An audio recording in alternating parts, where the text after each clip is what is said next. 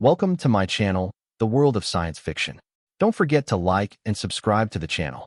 The silence of Outpost 734 was a physical presence, a dense, humming weight that pressed in on Kalen from all sides. It was woven from the thrum of ancient life support systems, the whisper of recycled air through corroded vents, and the vast, indifferent vacuum that lay just beyond the station's composite hull. For 3 standard years, this silence had been his only constant companion. It was a penance of his own choosing, a self-imposed exile to the forgotten edge of concordant space where memories could, if not die, at least grow faint. He was a warden, a title that suggested authority and purpose, but in reality, he was little more than a janitor for a single, very specific secret. His shift began, as it always did, with a diagnostic check. The main console blinked a steady, healthy green across most of its displays. Atmospheric pressure, stable. Gravity plating, nominal. Power core temperature, within acceptable parameters. He moved through the checklist with the practiced economy of a man who had performed the same tasks thousands of times. His movements were precise, devoid of wasted energy, a lingering ghost of the Praetorian discipline that had once defined him. The gray uniform of the Warden Corps hung loosely on his frame, a stark contrast to the form-fitting, obsidian armor he had worn in his former life. He preferred the gray. It was the color of ambiguity, of anonymity. It was the color of forgetting. He ran a hand over his face, the rasp of stubble of familiar friction. The reflection that stared back from the darkened screen was a stranger's. The eyes were the same, a flat, metallic blue, but they were sunk deeper into their sockets, bracketed by lines of weariness that had not been there before the glassing of Cygnus X-1. That was the memory that refused to fade, the one that clung to him in the humming silence. The memory of suns being extinguished, of a civilization turned to orbiting dust on the orders of a man who saw peace as a synonym for total submission. High Commander Valerius, the architect of his disillusionment. The final system on his checklist blinked red. Sublevel Gamma. Containment field fluctuation. A cold knot tightened in his stomach. It was always sublevel Gamma. He keyed in his authorization, and a schematic of the lowest, most secure level of the outpost appeared on the screen. A single chamber, isolated by 3 meters of reinforced alloy and a dozen redundant security protocols. In the center of the chamber, a power signature wavered, dipping dangerously close to the failure threshold. Protocol was clear. In the event of an unrecoverable containment failure, the Warden was to activate the Acheron Purge.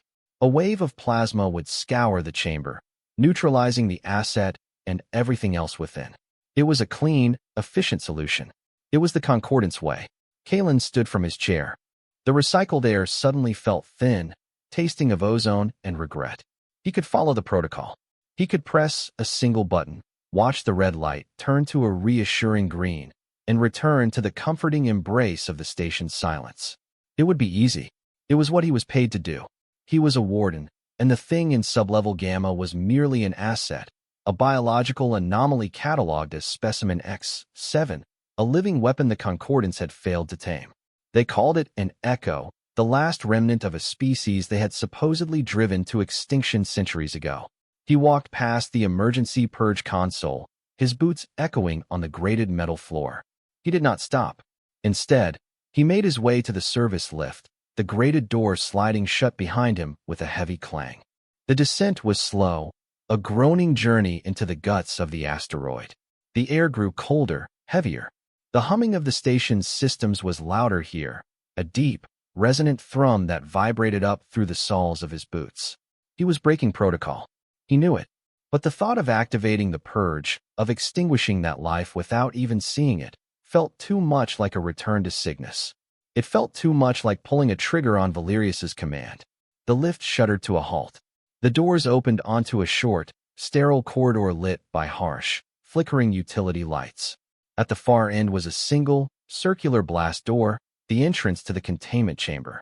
A small observation window, made of polarized armor glass, was set into the metal. He approached it cautiously, his reflection a distorted shadow moving across its surface.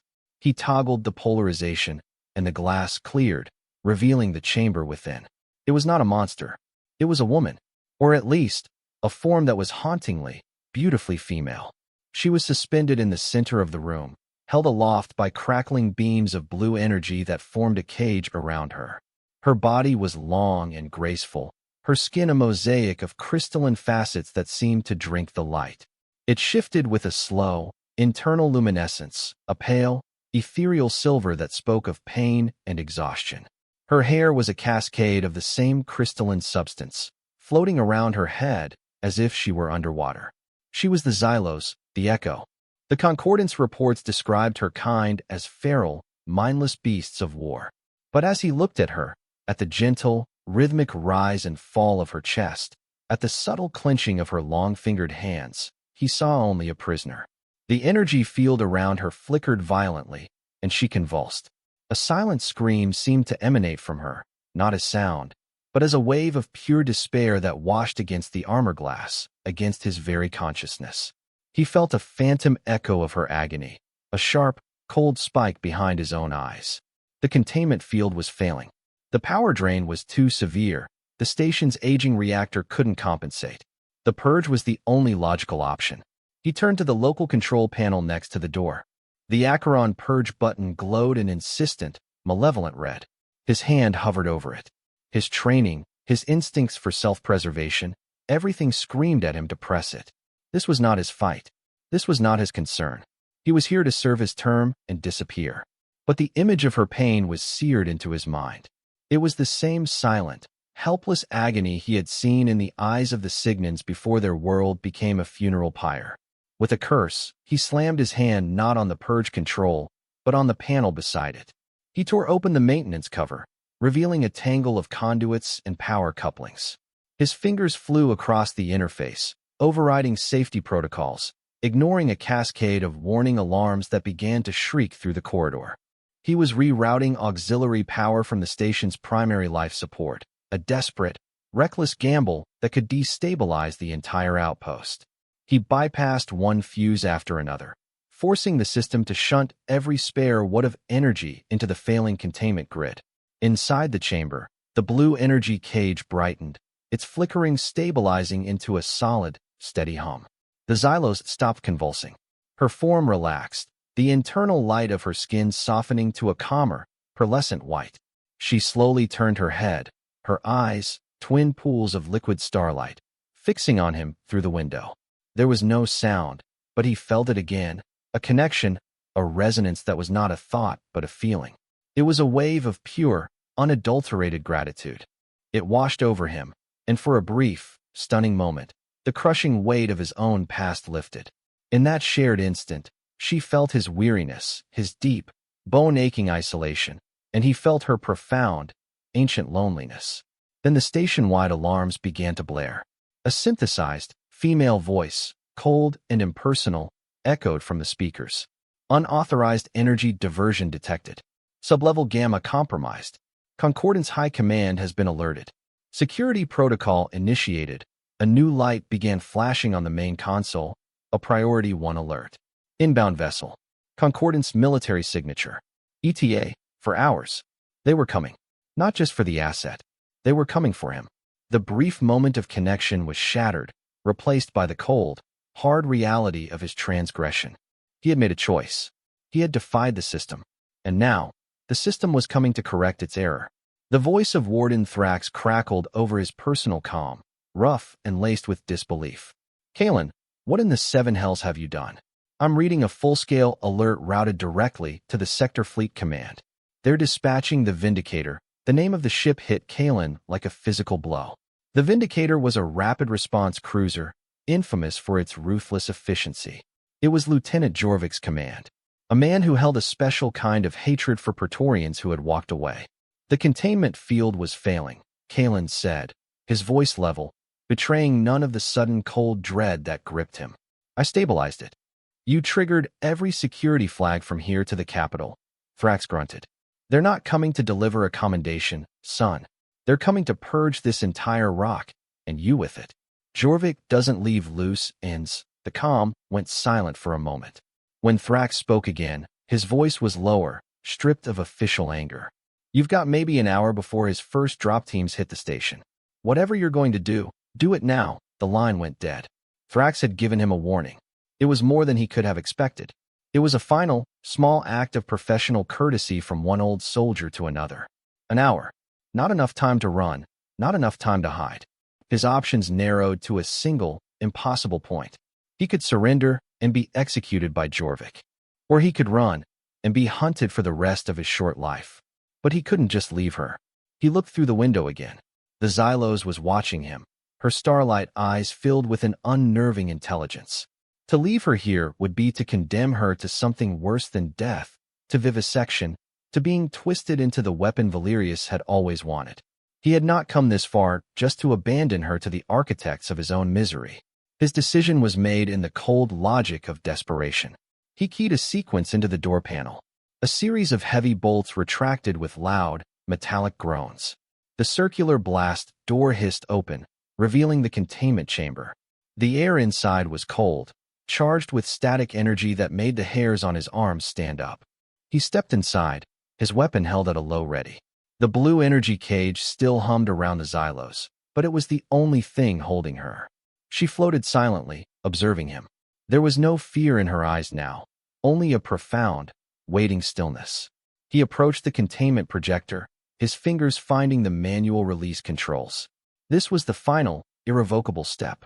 He hesitated for only a second, then disengaged the locks.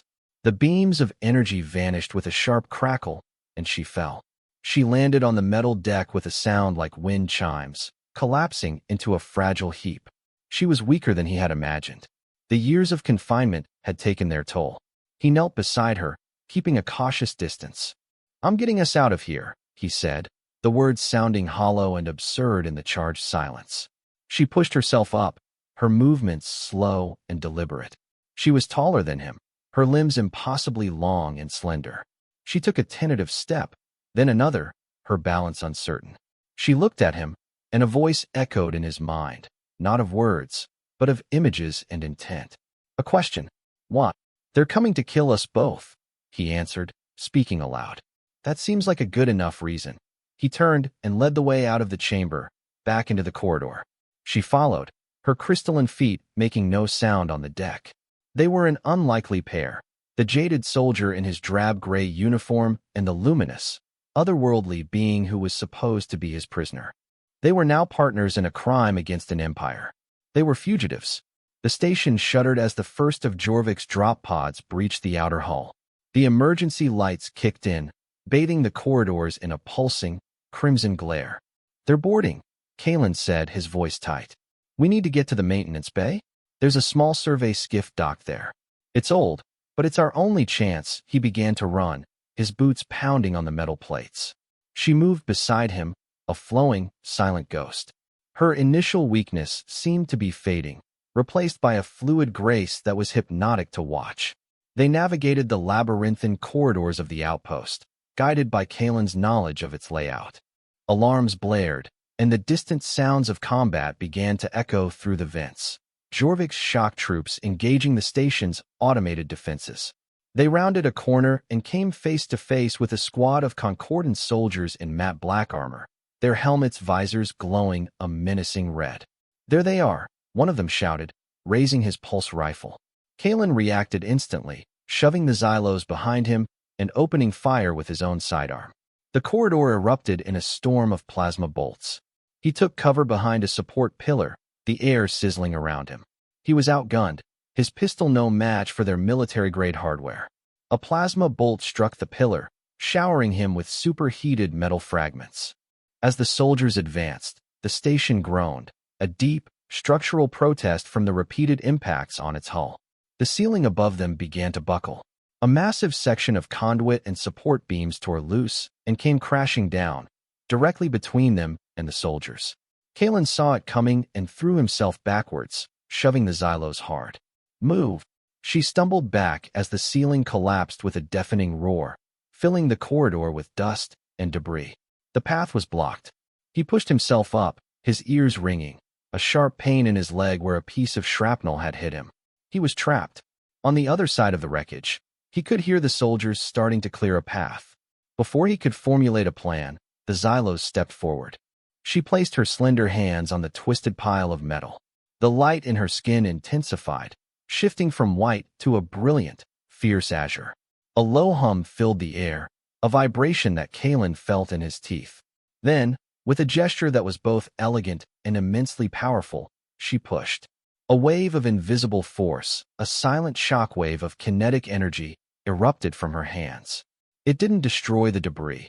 It simply moved it, shoving the tons of metal aside as if it were weightless. The wave continued, washing over the Concordance soldiers. They were not torn apart, but their weapons were ripped from their hands, and they were thrown back down the corridor, their armor's electronic systems shorting out with showers of sparks. They lay stunned and disoriented, their senses overloaded by the psychic blast. She had not killed them. She had simply disarmed them. She turned to him, the azure light in her skin fading back to a soft white. She looked at his bleeding leg, then back at his face. A single, clear thought resonated in his mind, a voice made of light and color. "You protected me." He nodded, limping through the path she had cleared. "You protected me." It was the first act of trust, a bond forged in the heat of combat and the shadow of certain death. They were no longer just a warden and his prisoner. They were allies. The survey skiff was a relic, a cramped, utilitarian vessel designed for short-range asteroid hopping.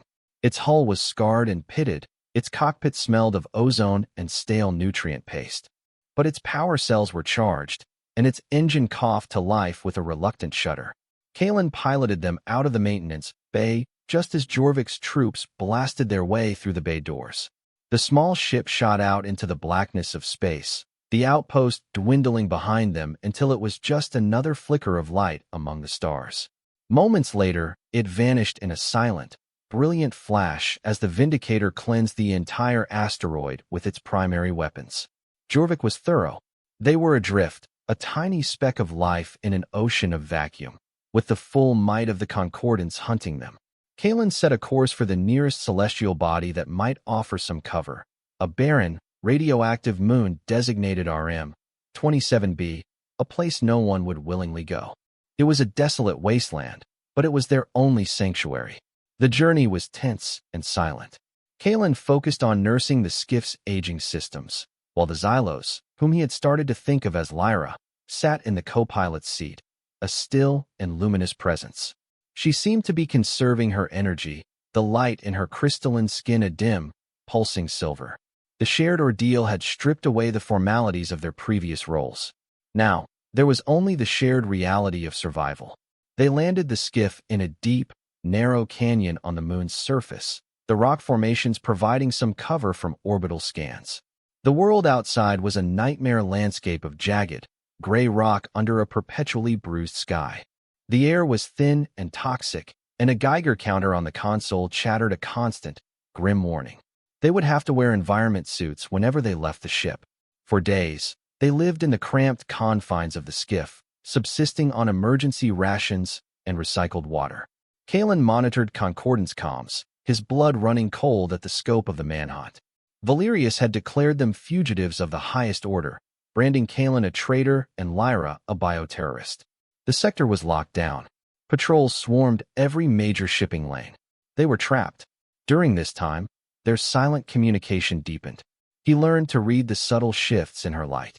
A soft gold meant curiosity, a deep violet indicated sorrow or memory, and a sharp, angry crimson was a warning of danger.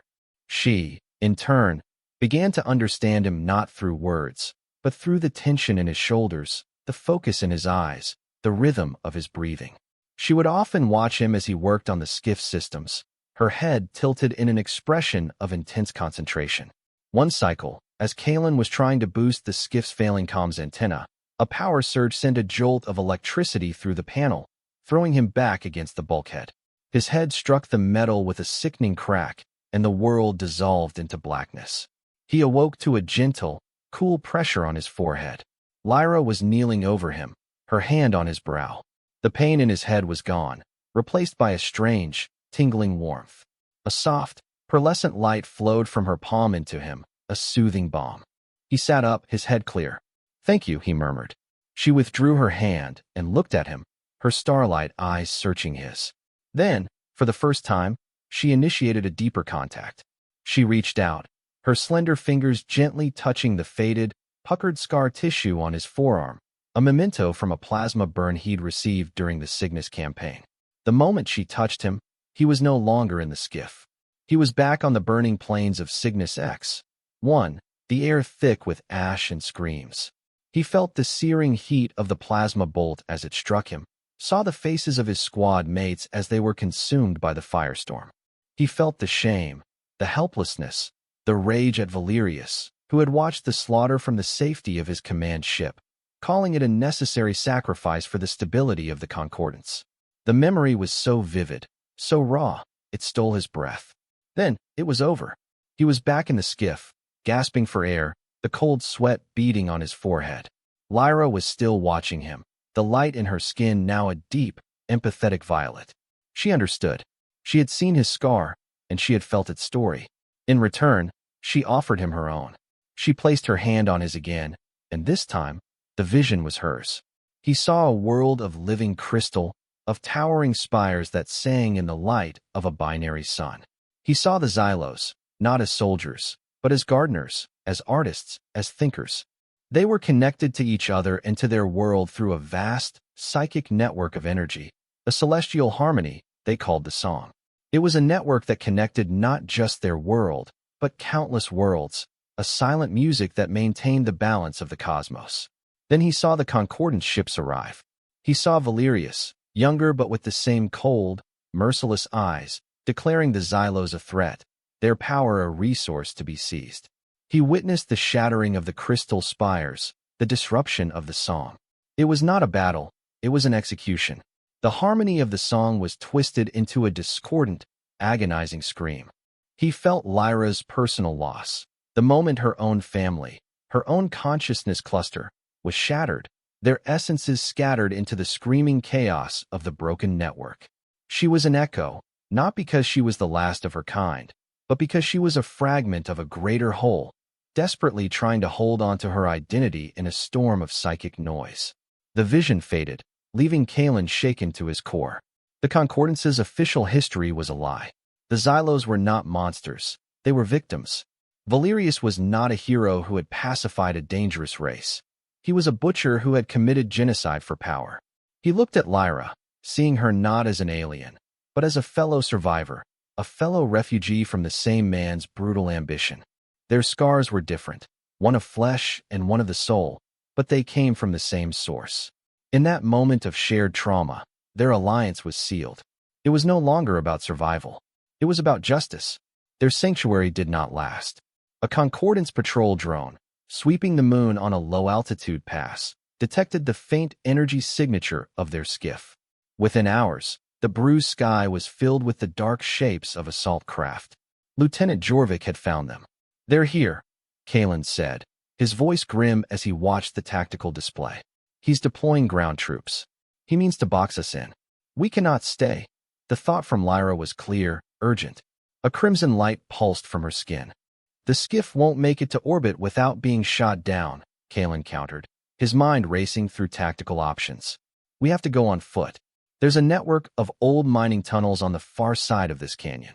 If we can reach them, we might be able to lose them." They abandoned the skiff, taking only a survival pack and their weapons.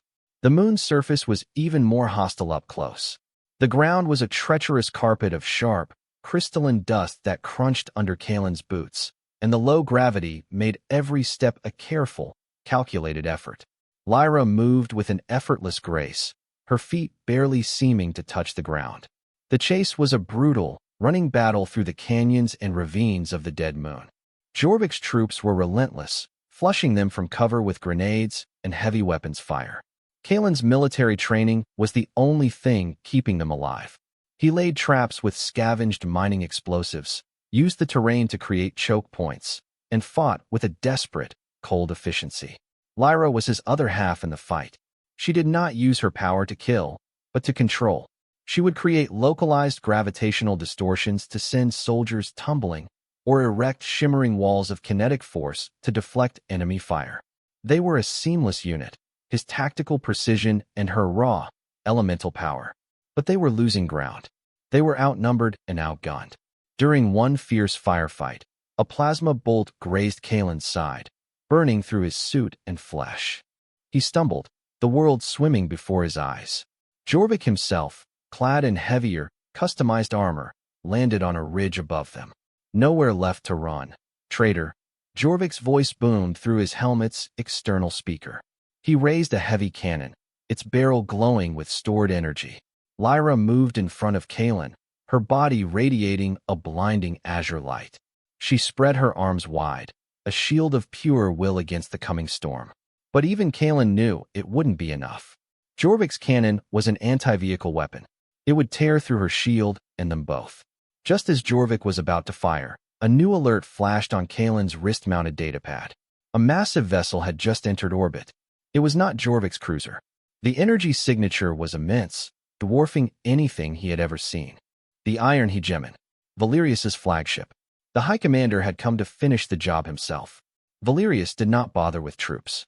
A beam of energy, thick and viscous like black oil, lanced down from the flagship. It did not strike them, but slammed into the moon's surface miles away. The ground buckled, and a wave of raw, chaotic energy washed over the landscape. It was the discordant song, weaponized.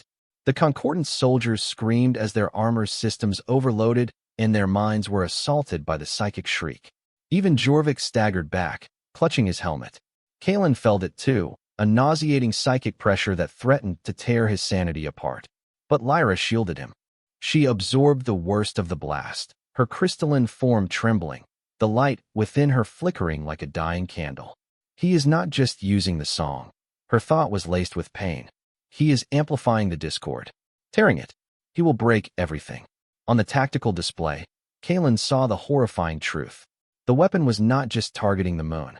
Reality fissures, shimmering cracks in the fabric of space-time, were opening up across the entire sector.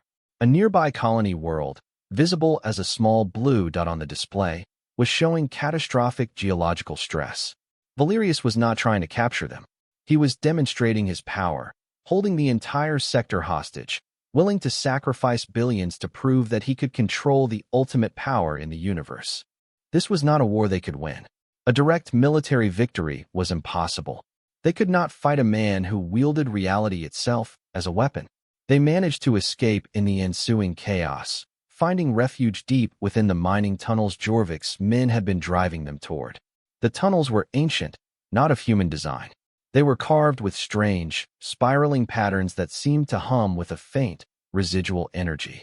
It was here, in the oppressive darkness far beneath the moon's shattered surface, that Lyra showed him the final, terrible truth.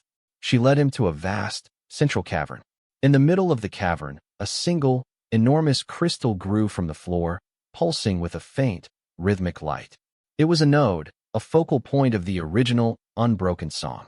This place can be a heart, she projected, her thoughts weary and freighted with sorrow.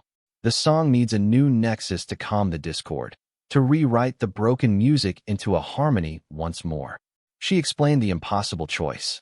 Xylos could try to become that nexus, but their consciousness, already tied to the song, would be overwhelmed by the discord.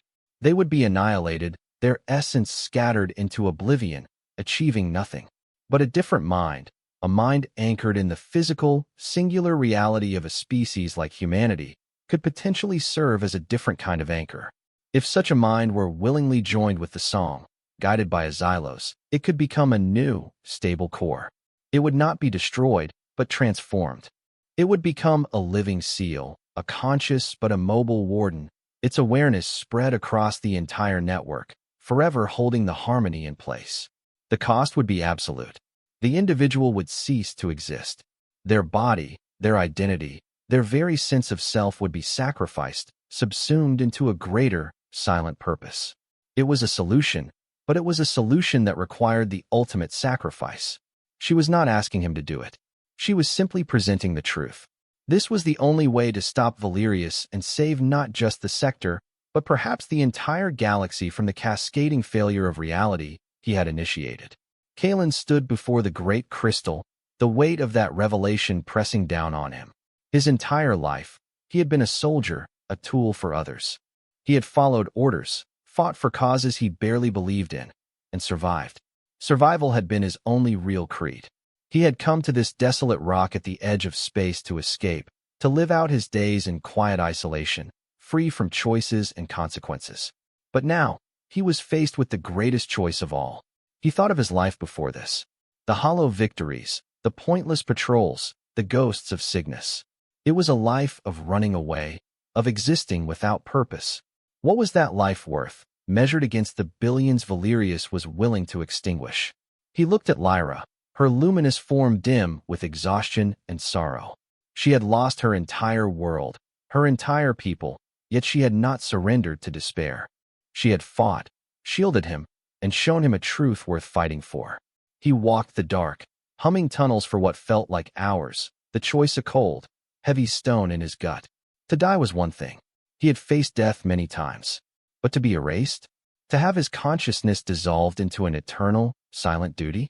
It was a fate more profound, more terrifying than any simple death. He ran a hand over his scarred arm, the phantom pain of the memory a dull ache. That scar, and all the others he carried, were the legacy of a life spent serving a corrupt system. This was a chance to leave a different kind of mark. Not a scar of destruction, but a seal of peace. His internal conflict was not a storm, but a quiet, solemn deliberation. He weighed the empty years he might have left against a single, meaningful act. He thought of the singing crystal spires Lyra had shown him, of a harmony he could barely comprehend, and the violent, screaming static Valerius was making of it. The choice became clear. It was not a choice made in anger or desperation, but in a strange, calm certainty. It was the only choice a man like him, a man who had seen the absolute endpoint of tyranny, could make. He returned to the central cavern. Lyra was waiting by the great crystal, her head bowed. She looked up as he approached. He did not need to speak. She saw the decision in his eyes. He walked to the small, scavenged communication panel he had brought from the skiff. With a steady hand, he reconfigured its frequency, turning it into a simple, powerful homing beacon. He activated it. A silent, invisible signal now streamed out from the heart of the moon, a clear and precise invitation to the iron hegemon. "Come and find me." Lyra watched him, and the light in her skin shifted to a deep, heartbreaking sapphire. It was the color of grief, of respect, of a sorrow too profound for any words or thoughts. She raised a hand, not to stop him, but in a gesture of farewell. Her thought came to him, gentle and clear. "Your song will be eternal." He met her gaze and gave a single, slow nod. He had accepted his fate. Now, they would face the end together. The wait was not long. The ground began to tremble as Valerius's forces descended upon their location. This time, there was no subtlety. They drilled directly down from the surface, their boring machines tearing through the ancient rock, carving a path straight to the cavern. The air filled with the shriek of metal and the dust of ages. Kalen drew his pulse rifle, its power cell glowing with a full charge. He was no longer fighting for survival. He was fighting for time. The first of the Concordance troops breached the cavern wall, pouring through the opening in their black armor. Kalen opened fire, his shots precise, methodical. He moved with a grace he had not felt in years, the weariness stripped away, replaced by a singular, burning purpose. He was a Praetorian again, not a warden. He was a shield, a bulwark against the coming tide. Lyra stood behind him, her hands pressed against the great crystal. She was beginning the ritual, weaving her consciousness with the node, preparing it to receive him. A soft, melodic hum began to emanate from the crystal, a single pure note in the chaos of the battle. It was the first note of the new song. Kalen fought like a man possessed. He used the cavern's terrain, the strange crystal formations, for cover. He was a ghost, striking from the shadows, his every shot finding its mark. But they kept coming, an endless stream of soldiers. He took a hit to the shoulder, spinning him around. Another bolt struck his leg, and he went down to one knee. Through the smoke and plasma fire, he saw a larger figure stride through the breach. It was Jorvik. His customized armor was scorched and dented, but he was functional. "I knew you were a coward, Kalen." Jorvik's voice snarled over the din, hiding behind an alien monster. "I'm going to enjoy this," he raised his cannon. Kalen, bleeding and battered, pushed himself to his feet. He dropped his empty rifle and drew his combat knife.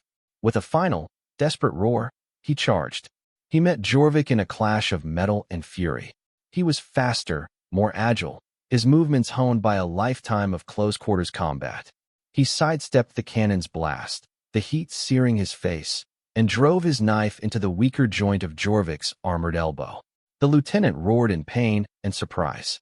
Kalen used the opening, ramming his shoulder into Jorvik's chest, sending them both tumbling to the ground. He ended the fight quickly, clinically. A single, precise strike to the helmet's vulnerable neck seal. Jorvik went limp. Kalen staggered to his feet, pulling the knife free.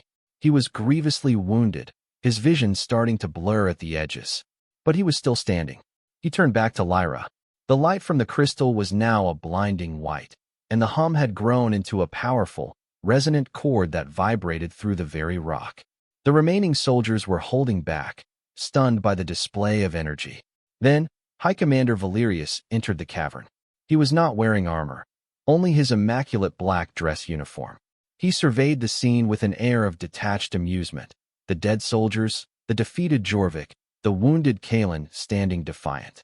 A commendable, if futile, last stand, Valerius said, his voice calm and cultured. He held a small, ornate pistol in his hand.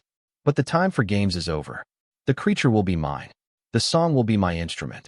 He raised his pistol, aiming it not at Kalen, but at Lyra. He knew the true prize. As his finger tightened on the trigger, Kalen did not try to charge him. There was no time. Instead, he turned his back on his old commander. He took 2 stumbling steps and embraced Lyra. The moment he touched her, the universe dissolved. She poured all of her energy, her essence, and the full, screaming, chaotic power of the broken song into him. It was a torrent of pure information, of a billion scattered consciousnesses, of cosmic agony and ancient harmony. The pain was absolute, a fire that burned away his flesh, his bones, his very name. He felt his singular awareness, the thing that was Kalen, shatter into a trillion pieces. But it did not vanish. Guided by Lyra's gentle consciousness, the pieces did not scatter. They reformed, weaving themselves into the very fabric of the song, becoming the loom upon which a new harmony could be built. From the outside, Valerius saw Kalen's body stiffen. A brilliant, crystalline structure erupted from his skin, encasing him completely. His flesh and bone transmuted, becoming a seamless part of the great crystal node. He became a silent, glowing statue, a human form forever etched into the heart of the moon, his head bowed, his arms wrapped around the space where Lyra had been. She was gone, her energy expended, her final act to guide him into his new existence.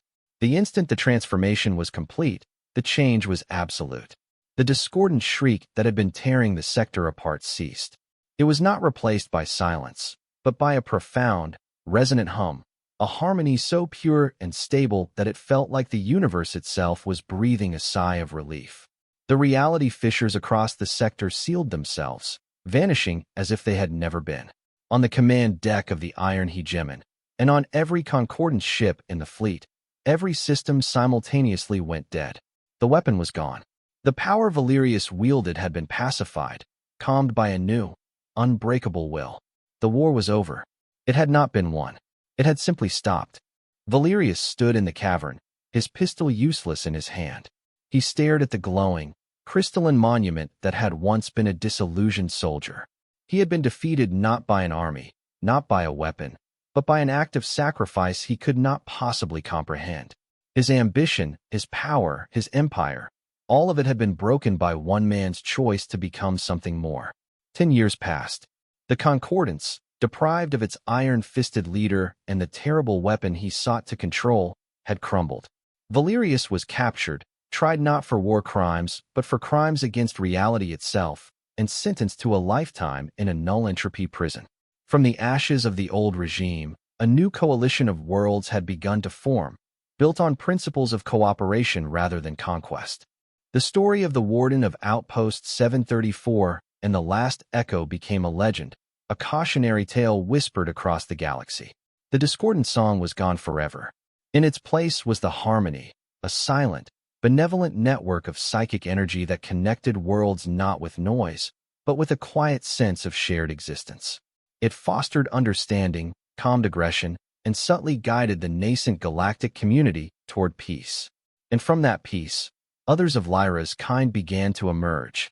The surviving Xylos, hidden away in forgotten corners of the galaxy, felt the shift. They felt the new, stable heart of their ancient network and slowly, cautiously, began to reveal themselves. They were not echoes, but a people reborn, led by the memory of the one who had guided a human to save them all. The barren moon, RM-27b, was now a protected sanctuary. No ships were allowed to land. No mining operations were permitted. It was a holy place, a silent memorial to the war that never was. On its surface, a single, ageless figure stood in the vast, central cavern, which was now open to the bruised sky. It was a Xylos, her crystalline skin shimmering with a soft, golden light. She had taken Lyra's name, in honor of the one who had made this new era possible. She stood before the statue. It was no longer just a man of crystal. Over the decade, it had grown, becoming one with the great node, a silent, intricate mountain of luminous crystal that pulsed with a gentle, steady rhythm. The human form of Kaelin was still visible at its heart, a serene, eternal figure locked in a final embrace with a memory. The harmony emanated from this place, a constant, silent broadcast of peace that touched every corner of the galaxy. Lyra placed a hand on the crystalline surface. It was warm, vibrant with a life that was both immense and deeply personal. She did not hear a voice or see a vision, but she felt him. She felt the consciousness of Kaelin, no longer a sad, isolated man, but an integral part of the cosmic music. He was the silent guardian, the eternal warden, his sacrifice not an ending, but a transformation into a quiet, unending act of protection. His song was, and would forever be, peace.